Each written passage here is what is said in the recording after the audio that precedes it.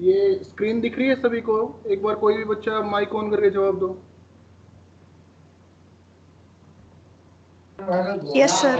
Yes. ठीक है, तो जो ये पीडीएफ का फर्स्ट पेज है इस पे लिख रखा है आज के जो टॉपिक्स हैं बेसिकली। तो आज की जो टॉपिक्स है मेनली क्या है कि सबसे पहला कीटो इनोल टोटोमेरिज्म क्या होता है। मतलब कीटोन जो होता है वो इनोल की फॉर्म में भी प्रेजेंट होता है, और जो ऐसे कंपाउंड होते हैं उनको टोटोमर्स बोलते हैं। तो पहला पॉइंट खाली उसका इंट्रोडक्शन है। फिर है preparation of keto enol form from alkynes and some others method. मतलब अगर कीटो इनोल बनाना है या कीटोन बनाना है वो किस किस मेथड से बनते हैं, तो हमें कुछ एक बेसिक मेथड का पता होना चाहिए जिससे बने, तो हमें उन रिएजेंट्स का पता हो कि आप किस किस चीज़ से कीटोन्स बना सकते हो, इनोल्स बना सकते हो, जिससे अगर किसी रिएक्शन में आपको वो रिएजेंट दिखे तो आप डायरेक्ट समझ जाओ कि आपको यहाँ पे कीटोन या इनोल बनाना है। फिर थर्ड पॉइंट है base catalyse ketone enol tautomerism. Fourth है एसिड कैटेलाइज। ये अलग अलग है, मतलब बेस की कैटेलिसिस में बनाएंगे, एसिड की प्रेजेंस में बनाएंगे। फिफ्थ वन है formation of enolate ion. Enolate ion कैसे बनाए हम। सिक्स पॉइंट है reaction at alpha carbon of aldehyde and ketone. तो जो तुम्हारे सिलेबस का पार्ट है अल्फा हीट्रो साइक्लिक कंपाउंड्स का कुछ है, एक पॉइंट लिख रखा है, और एल्डोल सिंथेसिस और ये वाला जो पॉइंट है वो इसमें आएगा, अल्फा हीट्रो एटम फंक्शनलाइजेशन। इसी के आगे नेक्स्ट पॉइंट इससे जुड़ता हुआ वो कल के लेक्चर में करेंगे, वो करेंगे हम एल्डोल कंडेंसेशन, एल्डोल रिएक्शन और मैनिक टाइप रिएक्शन, इनामीन बनाएंगे, वो कल बनाएंगे। इनामीन और कीटोन्स ये एक जैसी चीज है। जो एल्डिहाइड कीटोन से बनता है वो कीटोइनोल बनता है, और जिसमें हम अमीन को साथ में जोड़ देते हैं वो इनामीन बन जाएगा। इनामीन की जो रिएक्शन होंगी वो मैनिक टाइप रिएक्शंस होती हैं, और जो एल्डिहाइड कीटोन की होती है वो एल्डोल टाइप की रिएक्शन होंगी। तो ये सारी चीजें सेम सेम चलेंगी। बेसिक पकड़ना है तुम्हें कि इस चीज का मतलब एक बेसिक एक इसका करेक्टर क्या है, ये कंपाउंड कैसे रिएक्शन करते हैं, वो चीज पकड़नी है। सारी आगे वाली रिएक्शन खुद की खुद कंप्लीट आपको समझ में आ जाएंगी। ठीक है, उसके बाद है reaction at alpha carbon of aldehyde and ketone, concept of kinetic and thermodynamically stable enolate ions, और लास्ट पॉइंट है इसका रिएक्शन ऑफ इनोलेट आयन। तो जो वैसे तो मैंने सोचा था ये आज के ये पूरे टॉपिक करवाऊंगा, लेकिन कुछ आज मैं थोड़ा सा बिजी हो गया था, इस वजह से concept of kinetic and thermodynamic stability का इंट्रोडक्शन तक करवाऊंगा, वो कंसेप्ट आज नहीं बता पाऊंगा, वो मैं कल की क्लास में आगे का कंप्लीट करवाऊंगा। तो शुरू करते हैं इसका आगे के कंसेप्ट को जो।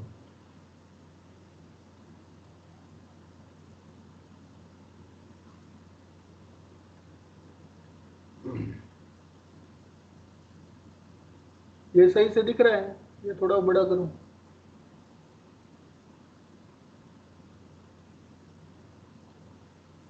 तो देखो सबसे पहला पॉइंट है बेटा कीटो इनोल टोटोमर्स।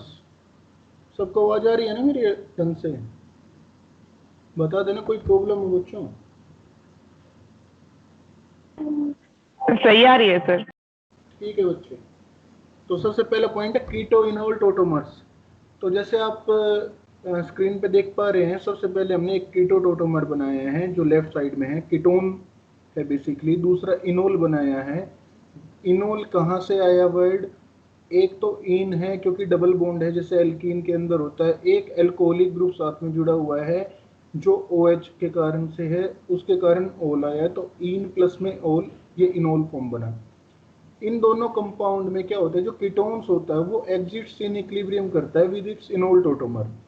कीटोन इक्विलिब्रियम में हमेशा प्रेजेंट होगा इनोल के फॉर्म में, लेकिन ये डिटरमाइन करना कि कौन किस कंपाउंड का कीटो फॉर्म ज़्यादा होगा या इनोल फॉर्म ज़्यादा होगा, ये बहुत सारे फैक्टर्स पे डिटरमाइन करता है। रिएक्शन कंडीशंस के ऊपर, किस कंडीशन के ऊपर हमने उस कंपाउंड को स्टेबल कर रखा है, किस कंडीशन पे रख रखा है भाई, 4 डिग्री टेम्परेचर पे रखा है, माइनस के टेम्परेचर पे रखा है, या 25 डिग्री टेम्परेचर पे रखा है, तो इन सभी चीज़ों का उसके ऊपर इफेक्ट पड़ता है। सेकंड पॉइंट है the keto enol tautomers differ in the location of double bond and hydrogen. ये जो टोटोमर्स होते हैं बेटा, ये केवल एक डबल बॉन्ड की और एक हाइड्रोजन की लोकेशन के फर्क होता है इसमें।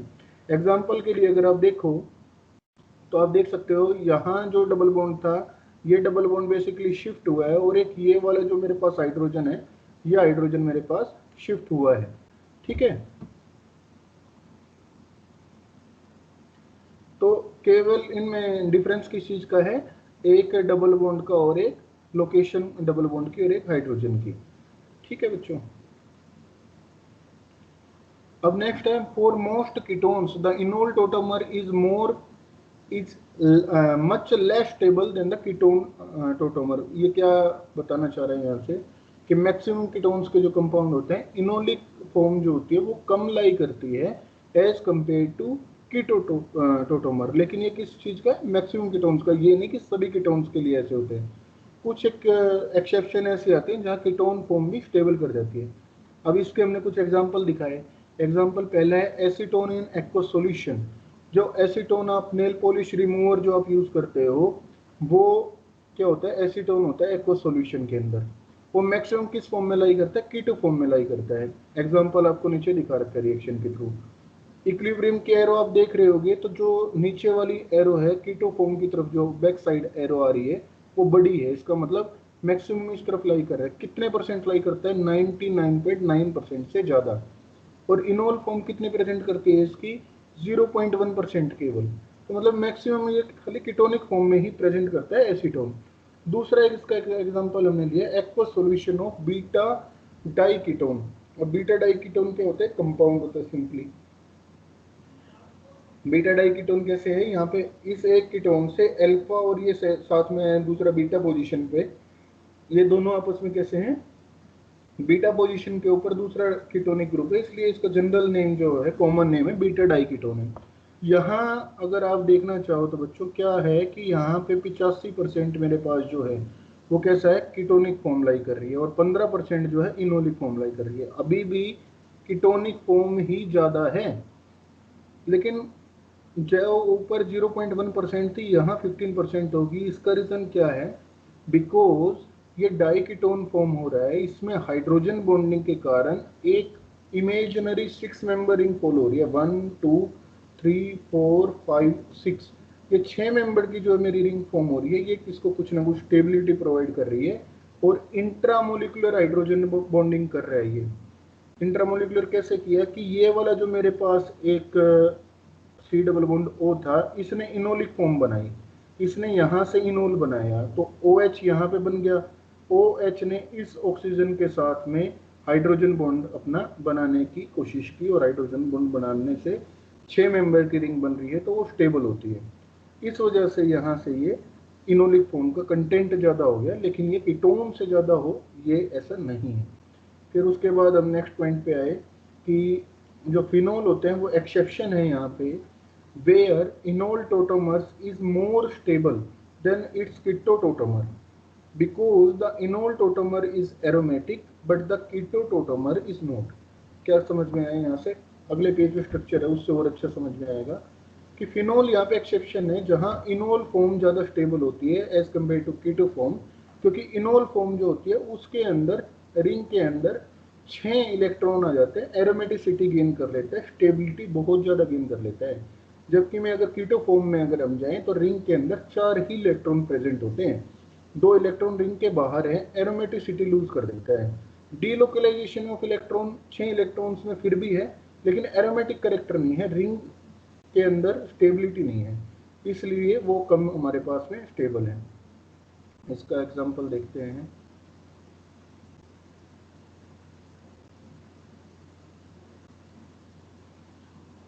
यह है एग्जांपल, जैसे कीटो फॉर्म का आप देख रहे हो, यहाँ 2 और 2 ये 4 पाई इलेक्ट्रॉन्स हैं। इन 4 पाई इलेक्ट्रॉन्स के कारण 2 पाई इलेक्ट्रॉन्स ये हैं, 2 पाई इलेक्ट्रॉन्स ये हैं रिंग के अंदर। अकल रूल फॉलो नहीं हुआ, ये वाला sp3 हाइब्रिड कार्बन है, sp3 हाइब्रिड कार्बन होते के साथ में कैसा हो गया, शेप जो होगी इसकी प्लेनर नहीं रहेगी। प्लेनर नहीं रहेगा तो ये मॉलिक्यूल बहुत ज़्यादा स्ट्रेन में महसूस करेगा और प्रॉब्लम में आएगा। ये 2 इलेक्ट्रॉन कीटो फॉर्म के हैं, इन 6 इलेक्ट्रॉन के 2 2 4 और 2 6 ये आपस में तो डीलोकलाइजेशन रेजोनेंस कर रहे हैं, लेकिन इसके अंदर एरोमेटिक कैरेक्टर गेन नहीं कर रहे इस रिंग के अंदर। लेकिन जैसे ही इसको हम फिनोल फॉर्म में बना देते हैं, 6 इलेक्ट्रॉन जो है मेरे पास रिंग में वो एरोमेटिक भी हैं, प्लेनर भी हैं, 4n+2 इलेक्ट्रॉन का हक्कल रूल भी फॉलो कर रहे हैं, एरोमेटिक भी हैं, प्लेनर भी हैं, तो वो एरोमेटिक कैरेक्टर को गेन करेंगे जिसकी वजह से रिंग स्टेबल होगी। और यहाँ पे जो ये फिनोल में इनोलिक फॉर्म जो होती है मेरे पास, ये ज़्यादा स्टेबल होती है, ज़्यादा परसेंटेज लाई करती है, इसीलिए इक्विलिब्रियम की एरो इस तरफ में लंबी है। नेक्स्ट पॉइंट आया, ये तुम्हारे पास घर के लिए होमवर्क का एक क्वेश्चन है, तुम्हें ये क्वेश्चन कंप्लीट करके बताना है, इसका रीजन बताना है कि explain by 92% of 2,4-pentane dione exits as enol tautomer in hexane. Solvent का ध्यान रखना बच्चों, यहाँ हेक्सेन सॉल्वेंट यूज कर रहे हैं, but only 15% of this compound exist as enol form in water. मतलब हेक्सेन जब सॉल्वेंट लिया तो 92% लाई कर रहा है, और जब मैंने वाटर को सॉल्वेंट लिया तो ये 15% लाई कर रहा है। ऐसा क्यों है, ये तुम्हें सोच के बताना है, होमवर्क है तुम्हारे लिए। नेक्स्ट पॉइंट आया preparation of keto enols from alkynes. अब दूसरा जो मैंने हेडिंग लगवाई थी टॉपिक्स में, उसमें क्या था कि हम कीटो इनोल या ये चीज़ें कैसे बनाते हैं। तो बहुत सारे मेथड होते हैं जिसमें आप एल्डिहाइड या कीटोन बना सकते हो, अल्कोहल का भी ऑक्सीडेशन करके बना सकते हो, कार्बोक्सिलिक एसिड का रिडक्शन करके बना सकते हो। तो बहुत सारे मेथड्स होते हैं। कुछ एक मेथड ऐसे होते हैं जिसमें सिंपलेस्ट कंपाउंड जो हाइड्रोकार्बन्स होते हैं उससे बनाते हैं हम, जैसे उसमें से एक होता है एल्काइन में। एल्काइन के केस में क्या होता है बच्चों कि जैसे तुम्हारे पास है acid catalyse addition of water to alkyne. इसमें क्या है, एल्काइन क्या होता है जिसमें ट्रिपल बॉन्ड हो। अब ये दो तरह के होते हैं एल्काइन ट्रिपल बॉन्ड, एक जिसमें बिल्कुल कॉर्नर पे आपको हाइड्रोजन दिखे, इसको कहते हैं टर्मिनल, क्या कहते हैं, टर्मिनल एल्काइन। अब टर्मिनल एल्काइन का एग्जांपल मैंने आपको ये वाला दिया। एक कंपाउंड ऐसे होते हैं जिसमें यहाँ पे भी कार्बन की चेन हो जाती है, उसको क्या कहते हैं आप, नॉन टर्मिनल एल्काइन होता हुआ आपका। तो जो टर्मिनल एल्काइन है, अगर मैं इसमें एडिशन ऑफ वाटर करता हूँ तो वो किस तरीके से होगा मेरे पास में कि टर्मिनल एल्काइन ये इलेक्ट्रोफिलिक ऐड होगा यहाँ पे। क्यों, क्योंकि एल्काइन का जो हाइड्रोजन होता है वो एसिडिक इन नेचर होता है। ये एसिडिक इन नेचर क्यों होता है, क्योंकि एसिड बेस के कंसेप्ट में मैंने आपको बताया था, एल्काइंस का जो टर्मिनल एल्काइंस होते हैं उनके pKa की वैल्यू होती है 25 के अराउंड। pKa की वैल्यू कितनी होती है, 25 के अराउंड। और ये किसके साथ में लाई कर रहा है, ये वाला जो हाइड्रोजन है ये कौन से कार्बन के साथ में बॉन्डेड है, sp हाइब्रिड कार्बन के साथ में, sp hybrid carbon. S character कितना हो गया, परसेंटेज एस करेक्टर 50%।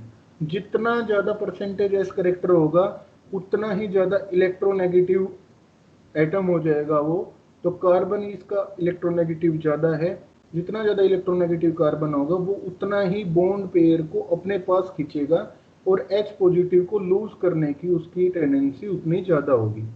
तो यहाँ पे ये कैसा होगा, एसिडिक इन नेचर होता है, H पॉजिटिव को लूज करने की टेंडेंसी रखेगा। और जैसे ही आप वाटर का एडिशन करोगे in the presence of H2SO4, acid catalyse reaction कर रहे हैं in the presence of H2SO4, तो इसमें पहले बनेगा कीटोन। कैसे, OH एंड H ऐड हुआ, OH कहाँ पे ऐड हुआ, इस वाले पे, H कहाँ ऐड हुआ, यहाँ पे हुआ। तो उसके कारण से क्या होगा, आपके पास इनोल फॉर्म बनेगी। इनोल फॉर्म बाद में टोटोमेरिज्म शो करके टोटो आइसोमर्स बनाएगा कीटोन फॉर्म के अंदर। तो ये आपका पहला पॉइंट है कीटो इनोल बनाने का एल्काइंस के थ्रू। उसके बाद the keto tautomer predominates in solution. ध्यान से पढ़ना इस पॉइंट को कि कीटो टोटोमर होता है वो सॉल्यूशन में प्रीडोमिनेट करता है, because it is usually much more stable then enol tautomer. Enol tautomer से ज़्यादा स्टेबल होता है।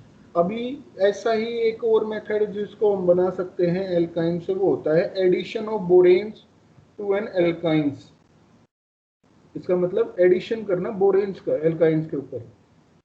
अब ये कौन कौन से एडिशन किस किस तरीके से हो सकते हैं, एक रिएक्शन का नाम होता है, काफी फेमस होती है, हाइड्रोबोरेशन ऑक्सीडेशन। आपके पास सीरीज ऑफ ऑर्गेनिक कंपाउंड्स या ऑर्गेनिक रिएजेंट ऐसे होते हैं, ऑर्गेनोबोरेंस कंपाउंड्स बोलते हैं, तुमने पहले भी पढ़ा होगा उसको, कि उसके अंदर क्या होता है, ऑर्गेनोबोरेंस कंपाउंड्स में सीरीज ऑफ आपके पास ऑर्गेनिक कंपाउंड्स ऐसे होंगे जिनका आप एडिशन कर सकते हो, और उसके एडिशन से आप क्या बना सकते हो, एल्डिहाइड या कीटोन बना सकते हो। ये बहुत इंपॉर्टेंट रिएक्शन होती है आपके एल्डिहाइड या कीटोन बनाने की।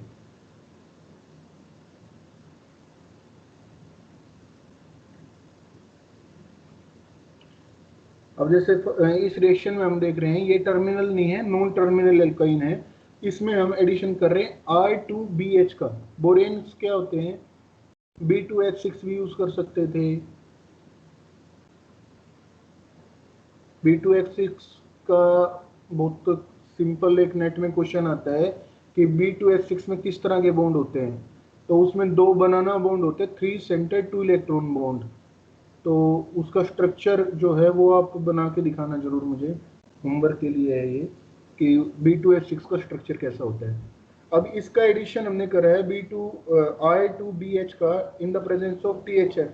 THF होता है बेटा टेट्राहाइड्रोफ्यूरोन, एक सोलवेंट होता है टेट्राहाइड्रोफ्यूरोन। इसका स्ट्रक्चर कैसा होता है टेट्राहाइड्रोफ्यूरोन का, आपका ये तो आपका फ्यूरॉन हो गया ऐसे, जिसमें यहाँ भी डबल बॉन्ड लगा दूं। टेट्राहाइड्रोफ्यूरन में क्या होता है, ये चारों के चारों हाइड्रोजन लग जाते हैं डबल बॉन्ड को हटा के।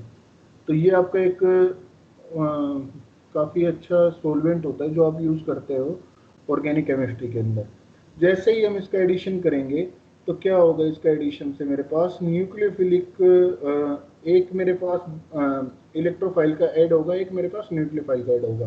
यहाँ न्यूक्लियोफाइल की तरह कौन एक्ट कर रहा है H, एंड इलेक्ट्रोफाइल की तरह कौन एक्ट कर रहा है Br2। अब बोरोन वाला कंपाउंड इलेक्ट्रोफाइल की तरह क्यों एक्ट कर रहा है, बिकॉज आप ये देख रहे हो बोरोन का ऑक्टेट कंप्लीट नहीं है। इसके पास अगर आप देखो तो कितने इलेक्ट्रॉन है, इसके पास में 6 इलेक्ट्रॉन है, 2 2 4 और 2 6। ऑक्टेट कंप्लीट नहीं है, इलेक्ट्रॉन को गेन करने की टेंडेंसी है जिससे ऑक्टेट कंप्लीट हो पाए, और जैसे ही ऑक्टेट कंप्लीट होगा इसकी स्टेबिलिटी होगी। दैट्स वाई ये इलेक्ट्रोफाइल की तरह एक्ट करता है। और H नेगेटिव जो इसमें यहाँ पे हमारे पास में है वो अपना न्यूक्लियोफाइल की तरह एक्ट करेगा। तो इसमें क्या हुआ सिंपली कि आपका किसी के ऊपर भी कोई से भी कंपाउंड पे ये BR जुड़ सकता है, कोई से भी कार्बन पे, और एक पे हाइड्रोजन जुड़ जाएगा और ये बोरोन सब्स्टिट्यूटेड एल्किन बना देगा। फिर जैसे ही हम इसका रिएक्शन करेंगे OH नेगेटिव मतलब बेस के साथ में H2O2 मतलब हाइड्रोजन पेरोक्साइड और वाटर मीन्स एक्वस मीडियम के अंदर, तब ये रिएक्शन आगे फॉलो करेगा।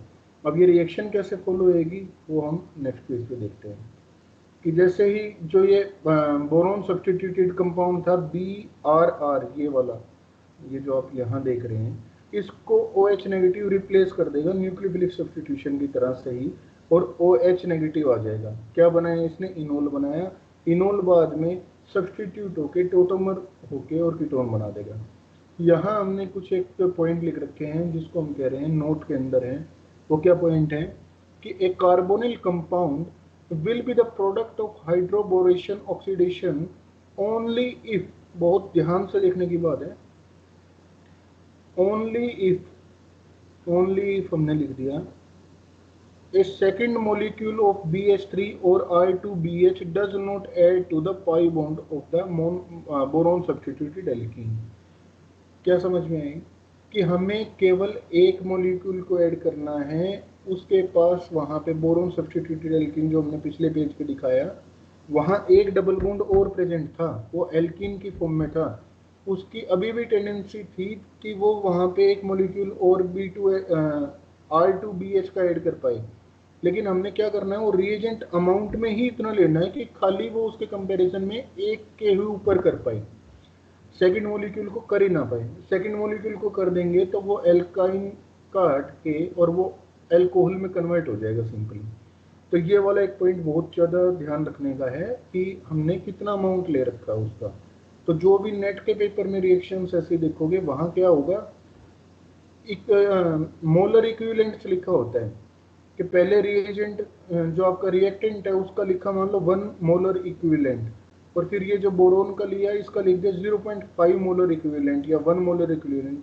तो वहाँ से समझ जाना कि एक ही मॉलिक्यूल ऐड हुआ है, दो मॉलिक्यूल ऐड नहीं हुए हैं।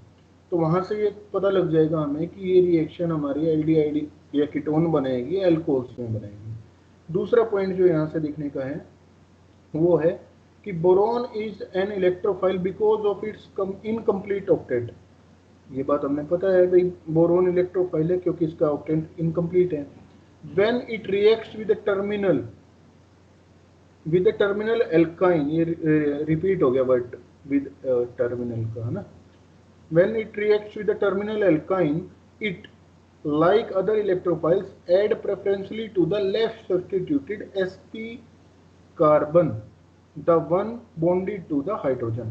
इसका क्या मतलब हुआ कि जो हमारा ये इलेक्ट्रोफाइल है ये जब ऐड होगा तो ये कौन से उस पे ऐड होना चाहिए, जो less substituted sp hybrid carbon हो, प्रेफरेंस वहां पे शो करेगा। एग्जांपल देखते हैं। यहाँ पे एग्जांपल आया, अब नीचे आया एक एग्जांपल हमारे पास में। अब ये देखो आपके पास बहुत अच्छा एक एग्जांपल है। इसमें क्या है बच्चों, एक तरफ तो CH है और एक तरफ C के साथ में CH3 मिथाइल ग्रुप जुड़ा हुआ है। अब ये वाला जो है ये मेरे पास कैसा है, मोर सब्सटीट्यूटेड है कार्बन, ये वाला मेरे पास कैसा है, लेस सब्सटीट्यूटेड है।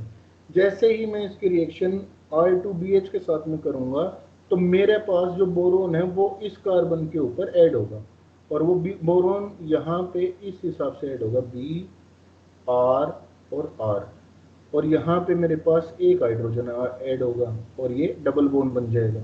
जैसे फिर सेकंड स्टेप में मैं इसका हाइड्रोलिसिस करूंगा बेस की प्रेजेंस में, H2O2 की प्रेजेंस में, ये वाला रिप्लेस हो जाएगा OH से, तो मेरे पास यहाँ बन गया इनोल और ये ही बन गया मेरे पास में इनोल का एल्डिहाइड, यहाँ से एल्डिहाइड है। लेकिन अगर मैं एसिड के प्रेजेंस में और मरकरी सल्फेट के प्रेजेंस में इसकी रिएक्शन करता तो क्या करता, मोर सब्सटीट्यूटेड के ऊपर जाता है। क्यों, वहां कार्बोकेटाइन बना रहा था, कार्बोकेटाइन मोर सब्सटीट्यूटेड सबसे ज्यादा स्टेबल होता है, तो ये यहाँ पे आके मेरा मोर सब्सटीट्यूटेड के ऊपर OH का एडिशन होता और मेरे पास कंपाउंड क्या बनता, कीटोन बनता। तो बच्चों यहाँ से समझने की बात क्या है, समझने की बात ये है कि जब भी हमें रिएजेंट का पता होता है तो हमें केवल इतना पता होना चाहिए कि वो वाला रिएजेंट कैसे बिहेव करता है। मतलब ऑर्गेनोबोरेंस कंपाउंड हमने सीरीज के पढ़ रखे हैं, आपके पिछले सेमेस्टर के सिलेबस में थे, 9BBN, बहुत सारे बोरेन के कंपाउंड्स होते हैं। जहां भी बोरेन के कंपाउंड THF सॉल्वेंट में और दूसरे स्टेप में H2O2 पेरोक्साइड ऐसी चीज दिख जाए तो समझ जाना एल्काइन से तुम बना रहे हो एल्डिहाइड या कीटोन। अब क्वेश्चन आया, जब आपके पास R2BH या बोरेन्स कैसे कंपाउंड हो, तो बोरेन्स के कंपाउंड क्योंकि इलेक्ट्रोफाइल है वो कहाँ पे ऐड होंगे, लेफ्ट सब्सटीट्यूटेड कार्बन के ऊपर होंगे। तो लेफ्ट सब्सटीट्यूटेड के ऊपर हुए तो OH भी उसी पोजीशन के ऊपर ऐड होगा और आपका फाइनल एल्डिहाइड बना वो उसी बात से पता चलेगा। लेकिन जैसे ही हमने H2O H2SO4 इस प्रेजेंस में HgSO4 की प्रेजेंस में किया, ये मोर सब्सटीट्यूटेड के ऊपर एक्ट करेगा, तो यहाँ से कीटोन बनेगा। तो एक ही कंपाउंड से हमें एल्डिहाइड बनाना है या कीटोन बनाना है, केवल किस चीज के ऊपर डिपेंड कर रहा है कि हमने रिएजेंट कैसा लिया है, रिएजेंट की फंक्शनिंग कैसी है।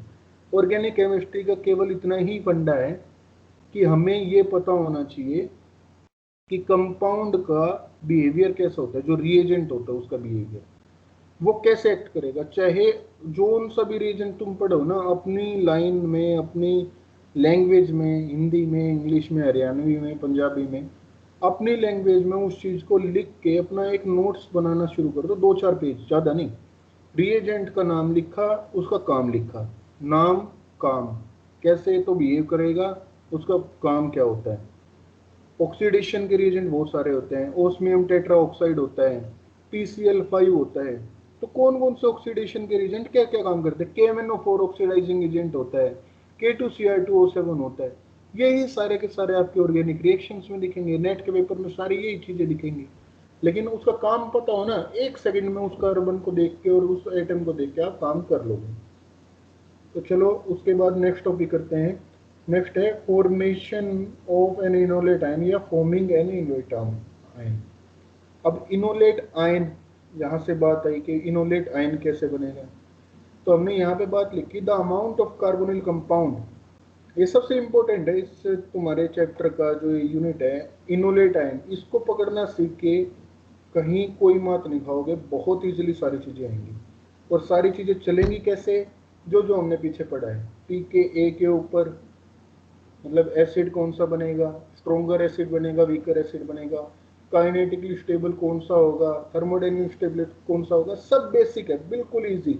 लेकिन कैसे सिंपल सिंपल कंसेप्ट याद रखने हैं, जो मैं तुम्हें पीछे करवाता आ रहा हूँ वही। तो इसमें लिखा हमने, the amount of carbonyl compounds converted to an enolate ion depends on the pKa of the carbonyl compound and the particular base used to remove the alpha hydrogen। बहुत ध्यान से देखने की चीज है कि हमने कार्बोनिल कंपाउंड से जो इनोलेट बनाना है, अब कितना कार्बोनिल कंपाउंड का इनोलेट बनेगा किस किस चीज के ऊपर डिपेंड करता है। पहला point, pKa of carbonyl compound, जो कार्बोनिल कंपाउंड एल्डिहाइड या कीटोन आप ले रहे हो उसका pKa की वैल्यू क्या है। और दूसरा, जो बेस आप यूज कर रहे हो, बेस का मतलब जो रिएजेंट आप यूज कर रहे हो, उस पर्टिकुलर अल्फा हाइड्रोजन को रिमूव करने के लिए वो कौन सी चीज हुई। तो यहां से हम देखेंगे कि ये कैसे होगा।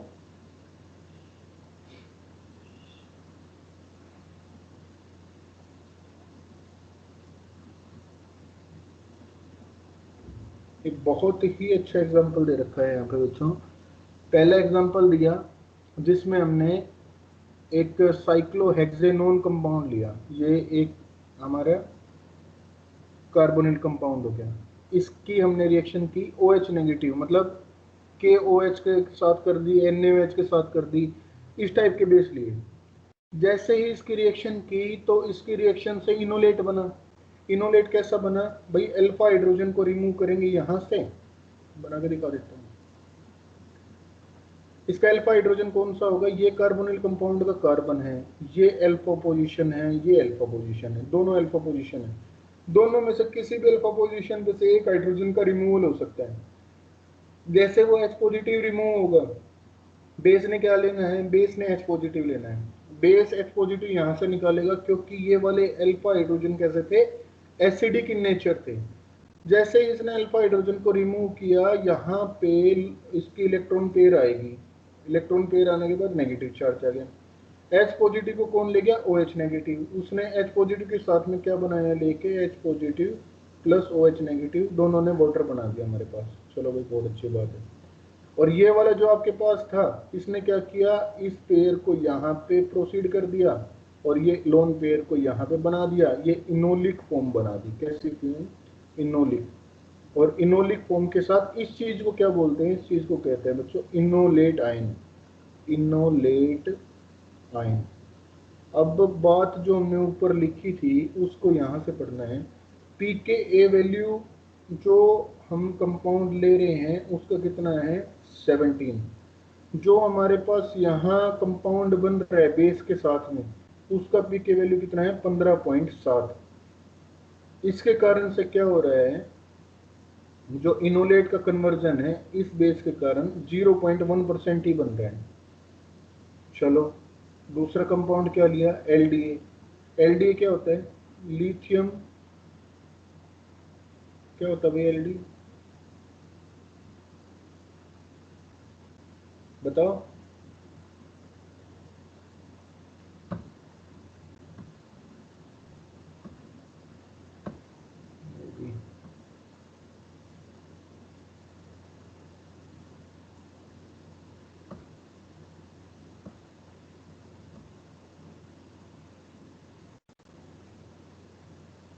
तो दूसरा हमने कंपाउंड कौन सा लिया, LDA, लिथियम डाइआइसोप्रोपाइल अमीन। तो ये बहुत ज़्यादा स्ट्रॉन्ग बेस होता है बच्चों। जैसे ही हमने ये वाला लिया कंपाउंड, तो इसके कारण क्या हुआ, फिर इनोलेट्स बने। इनोलेट्स यहाँ क्या बने, लगभग 100% इनोलेट बन गया है, और डाई आइसोप्रोपाइल अमीन बन गया, जिसका पीके कितना था, 35 था। अब यहाँ तो पीके 17 से 15.7 में आ गया, यहाँ मेरे पास आ गया 17 से 35 में। हमने कल जो परसों जो टॉपिक किया था उसमें कहा था कि एसिड और जो बेस की रिएक्शन थी उसमें इक्विलिब्रियम कहाँ लाई करेगा, किस चीज पे डिटरमाइन करता है कि आपका एसिड जो है वो कैसे बन रहा है, इसको ये जो लैंग्वेज लिख रखी है इसको पढ़ो।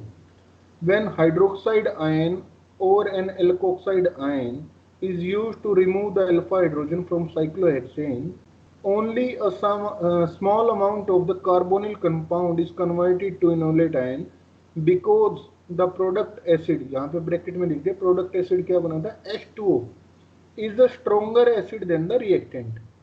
कैसे स्ट्रोंगर एसिड है, यहाँ आप देख रहे हो इसका pK 15.7 है, यहाँ ये एसिड बना, और ये इनोल का कितना था मेरे पास साइक्लोहेक्सेनोन का 17, ये स्ट्रोंगर एसिड है। तो इस वजह से जो हमारी रिएक्शन हमेशा होगी वो किस तरफ होगी, जो स्ट्रोंगर से वीकर एसिड की फॉर्म में जाए। वीकर एसिड कौन सा हो गया, इस केस में ये वाला हो गया, तो ये इस तरफ जाने की होगा और इक्विलिब्रियम हमारे यहाँ पे लाई कर रहा है। दूसरे केस में अगर देखो तो पीके की वैल्यू 17 है, यहाँ पीके की वैल्यू 35 है। इन दोनों में से स्ट्रोंगर एसिड कौन सा होगा, ये वाला होगा। रिएक्शन कहाँ जाएगी, स्ट्रोंगर से वीकर की तरफ, वीकर एसिड की तरफ। तो दैट्स वाई इनोलेट आयन 100% बना है। तो कोई भी अगर तुमसे ये क्वेश्चन पूछे, कंसेप्चुअल क्वेश्चन पेपर में आता है कि why in case of hydroxide ion और alkoxide ion small amount of enolate ions are produced, whether if we use the base, a stronger base like lithium diisopropylamine, we can get the higher amount of enolic ion या enolate content। तो आपको reason यही देना है, क्योंकि ये reaction लिख के देना है कि हमेशा जो रिएक्शन होगी वो कहाँ प्रोसीड करेगी, स्ट्रोंगर एसिड से वीकर एसिड की तरफ में, क्योंकि यहाँ पे रिएक्टेंट में हमारे पास स्ट्रोंगर एसिड था, इस वजह से वो वीकर एसिड की तरफ में प्रोसीड करेगी। दूसरा हमने इसमें लिखा in contrast when LD lithium diisopropylamine is used to remove an alpha hydrogen, जब उसको हम इस्तेमाल करते हैं अल्फा हाइड्रोजन के रिमूवल के लिए, essentially all the carbonyl compound is converted to the enolate ion, सारे के सारे कार्बोनिल कंपाउंड इनोलेट आयन में कन्वर्ट हो जाते हैं। बिकॉज द प्रोडक्ट एसिड जो लास्ट में बना क्या, diisopropylamine DIA, is a much weaker acid, ये बहुत वीकर एसिड है than the reactant acid the ketone, ये द रिएक्टेंट भी रिपीट हो गया है यहाँ पे। ठीक है, तो ये बात सिंपल से समझने की है, एक बहुत अच्छी सी रिएक्शन है। इसके बाद मैं बहुत सारी रिएक्शंस करवाऊंगा इस टॉपिक से रिलेटेड। जैसे आपके पास ये 5 मेंबर की रिंग का साइक्लो कीटोन दे दिया, इसको जैसे ही आपके पास LDA के साथ में रिएक्ट करेंगे, LDA कैसा है हमारे पास में, स्ट्रॉन्ग बेस है, तो वो क्या करेगा, इनोलेट आयन उतने ही जल्दी बना पाएगा। LDA को हमेशा THF के साथ में यूज करते हैं मैक्सिमम टाइम में, सोलवेंट उसके अंदर बहुत अच्छा यूज होता है। अच्छा बच्चों, एक बहुत इंपॉर्टेंट बात है, ऑर्गेनिक रिएक्शंस के अंदर जब हम देखते हैं तो ये जो सोलवेंट होता है मेरे पास, इसका बड़ा मैटर करता है कि सोलवेंट कैसा ले रखा है। एक्वस सोलवेंट में कई बार चीज़ें अलग करता है, नॉन एक्वस में अलग करता है। तो तुम्हें ये पता होना चाहिए कि कौन से सोलवेंट के अंदर क्या चीज़ें एक्ट कर रही हैं। तो वो मैं धीरे धीरे जैसे जैसे जो जो एग्जाम्पल आते रहेंगे उनमें आपको बताता रहूँगा, जिससे तुम लिखते भी रहना अपने साथ में कि ये क्या काम करते हैं। जैसे ही LDA के साथ में हमने लगाया अल्फा हाइड्रोजन रिमूव करके इनोलेट बना दिया। अब सेकंड स्टेप क्या है, इनोलेट बन गया। इनोलेट बन गया इसका मतलब ये कैसा हो गया, एक न्यूक्लियोफिलिक सेंटर हो गया, न्यूक्लियोफाइल की तरह एक्ट कर पाएगा। क्यों न्यूक्लियोफाइल की तरह एक्ट कर पाएगा भाई, ध्यान से देखो, ये मेरे पास एक इनोलेट बन गया।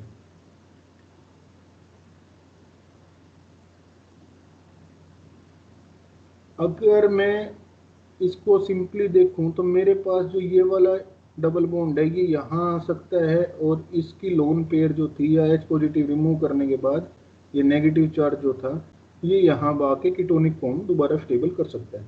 तो ये जो नेगेटिव स्पीसीज है यहाँ पे, या नेगेटिव चार्ज या लोन पेयर है, ये मेरा न्यूक्लियोफाइल की तरह एक्ट करता है इनोलेट आयन। सारी की सारी रिएक्शन इसी तरह से होंगी बच्चों, आगे जितने भी देखोगे। तो इसमें क्या करना है, सिंपल, पहले तो इनोलेट बना दिया, अब इनोलेट की रिएक्शन कहाँ करनी है भाई, नेगेटिव चार्ज है तो एक कहाँ पे जाएगा, पॉजिटिव सेंटर पे। पॉजिटिव सेंटर क्या दिख रहा है, CH3CH2 Br, एल्काइल हैलाइड है। Br अपना इलेक्ट्रॉन पेयर लेके निकलने की सोचेगा, इसके ऊपर डेल्टा पॉजिटिव से पॉजिटिव चार्ज बन जाएगा, और ये नेगेटिव आके यहाँ पे SN2 रिएक्शन कर देगा, न्यूक्लियोफिलिक सब्सटीट्यूशन रिएक्शन कर देगा, और मेरे को substituted alpha alkane substituted compound दे देगा। तो ये बहुत सिंपल और बहुत इजी स्टेप की रिएक्शंस होती हैं जो आपको करनी आनी चाहिए। SN2 रिएक्शन मैकेनिज्म के थ्रू ये वाली हुई है। उसके बाद इसका एक एग्जांपल और है बच्चों, हमने क्या किया, KOH या दूसरे टाइप के बेस ले लिए। अब KOH बेस का मैंने बताया इनोल का कंटेंट कम बनाता है। इनोल का कंटेंट कम बनाएगा तो क्या करेगा, एल्काइल हैलाइड के साथ में इनोल बना ही नहीं मेरे पास में। देखो अगर मेरे पास यहां इनोल बनता O नेगेटिव और ये वाला, तो ये वाला इनोल मेरा एक्ट करता किसके ऊपर, CH3Br के ऊपर, CH3Br इसके ऊपर ये यहाँ पे आता। लेकिन क्योंकि मैंने बेस कैसा ले लिया, KOH जैसा बेस ले लिया, उस केस में क्या होगा कि इनोल का कंटेंट उतना बना नहीं। अगर इनोल का कंटेंट नहीं बना तो फिर रिएक्शन कैसे होगी मेरे पास में, रिएक्शन केवल ये एल्काइल हैलाइड इसके साथ में रिप्लेस करके और यहीं पे CH3OH बना देगा इसी OH को लेके। तो मेजर प्रोडक्ट यहाँ क्या आया है मेरे पास, मिथाइल अल्कोहल, और माइनर प्रोडक्ट आया सब्स्टिट्यूटेड साइक्लोपेंटेनोन। तो ये कंपाउंड का केवल और केवल किस चीज के ऊपर डिपेंड कर रहा है, हमने बेस कैसा लिया है, इनोलेट आयन फॉर्म होगा या नहीं होगा। तो ये तुम्हें यहाँ से इस पॉइंट से इस हेडिंग से ये चीज सीखने की है, दिमाग में बिठा लो कि सबसे पहले मेरे को देखना है मैंने बेस कैसा लिया है। LDA इस तरह के बेस लिए हैं तो वो 100% आपका इनोलेट कंटेंट बनाएगा और इनोलेट की रिएक्शन करवाएगा आगे।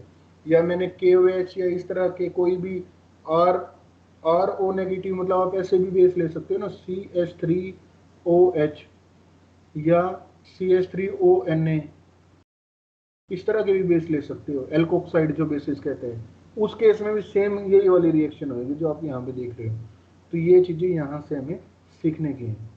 अब नेक्स्ट पॉइंट में हमने लिखा esters and nitriles can also be alkylated on the alpha carbon. क्या मतलब, एस्टर हो गया मेरे पास में। अब एस्टर भी कैसा कंपाउंड है, इसी तरह से तो है, इसका भी अल्फा हाइड्रोजन कैसा है मेरे पास में, एसिडिक इन नेचर है। अब पहली बात तो ये आई, हम लोग कह तो रहे हैं कि ये एसिडिक इन नेचर है। एसिडिक इन नेचर क्यों होता है, acidic in nature alpha hydrogen ही क्यों होता है, बीटा क्यों नहीं होता। ये इसलिए होता है बच्चों कि अगर मैं अल्फा हाइड्रोजन को H पॉजिटिव को रिमूव कर दूं तो यहाँ पे जो मेरे पास आएगा वो नेगेटिव चार्ज आएगा। अब ये नेगेटिव चार्ज आया, ये क्यों ज्यादा स्टेबल है, बिकॉज यहाँ इसको रेजोनेंस के चांस मिल रहे हैं, डीलोकेलाइजेशन के चांस मिल रहे हैं।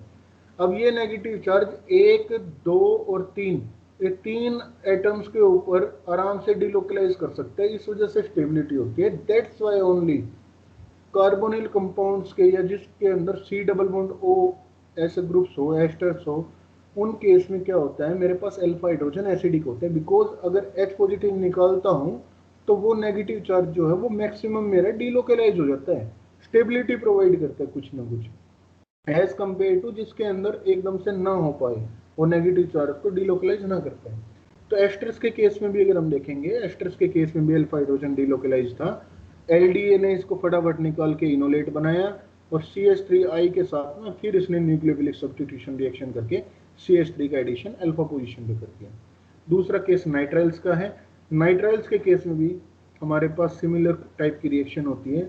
उसमें आपका क्या हुआ कि CH3CH2CN के साथ में ऐड किया, अल्फा हाइड्रोजन इसका भी था एसिडिक, यहाँ से अल्फा हाइड्रोजन का रिमूवल हुआ और फिर उसका न्यूक्लियोफिलिक सब्स्टिट्यूशन रिएक्शन करके आपने क्या कर दिया, CH2CH3 उसमें एडिशन हो गया।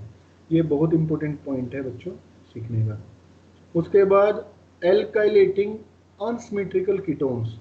अनसिमेट्रिकल कीटोन्स क्या हो गए भाई, अभी तक तो हमने सिमेट्रिकल कीटोन लिया था, कैसा, साइक्लोहेक्सेनोन ले लिया, साइक्लोपेंटेनोन ले लिया। अब मैं अल्फा पोजीशन को ऐसा कर दूं कि वो एक के ऊपर सब्स्टिट्यूटेड है, एक के ऊपर अनसब्स्टिट्यूटेड है। जैसे ये एग्जांपल है 2 मिथाइल साइक्लोहेक्सेनोन। इस कंपाउंड में अगर आप देखोगे बच्चों तो देख रहे हो यहाँ ये वाला कार्बन भी आपका अल्फा पोजीशन है, ये वाला भी अल्फा है। LDA दोनों पे से रिमूव कर सकता है। अगर इस वाले से रिमूव किया तो ये इस तरह का कंपाउंड बनेगा, फाइनल प्रोडक्ट मेरा 2,6 डाइमिथाइल साइक्लोहेक्सेनोन बना देगा। अगर मैं इससे रिमूव करता हूं तो ये फाइनल प्रोडक्ट बनेगा 2,2 डाइमिथाइल साइक्लोहेक्सेनोन। अब जो ये वाला कंपाउंड है मेरे पास में,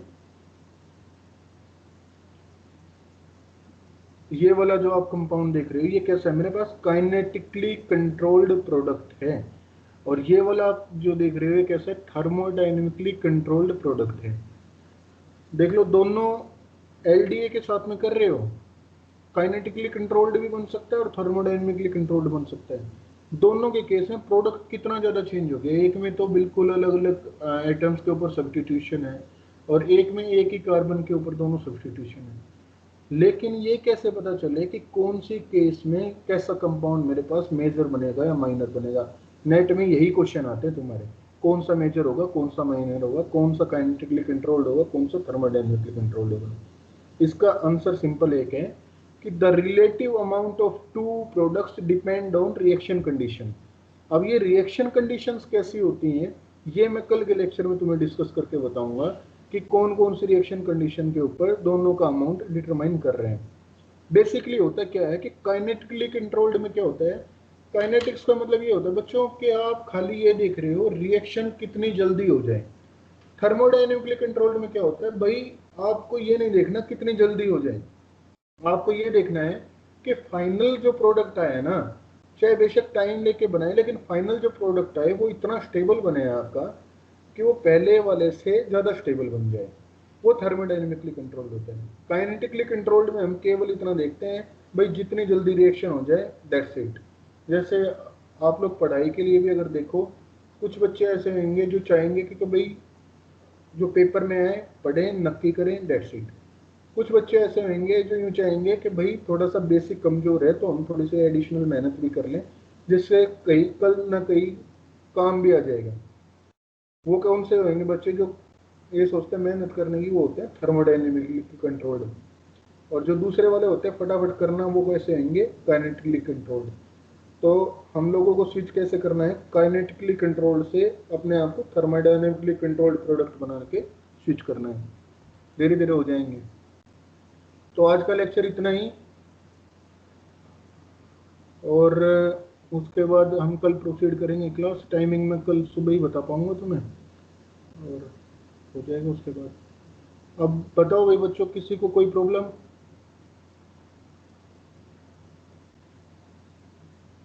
समझ आया सभी को? माइक ऑन करके बताओ।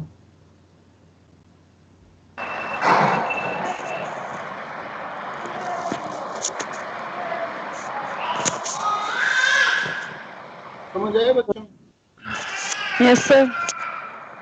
अच्छा, अब होमवर्क के लिए दो चीजें हैं।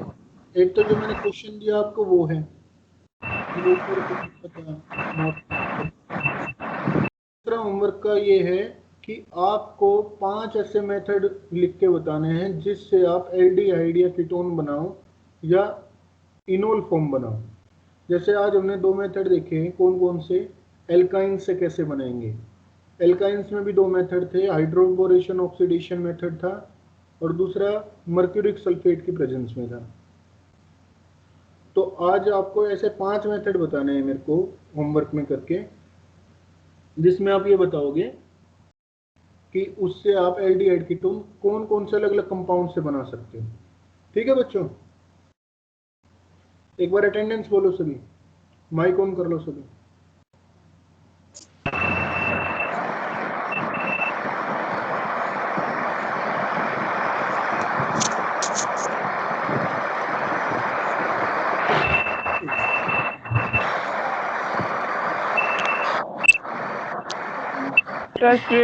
किरण प्रेजेंट है यार। Aarti Sharma, yes sir. Himanshi, Kajal, yes sir. Kiran, yes sir. Madhu, मधु,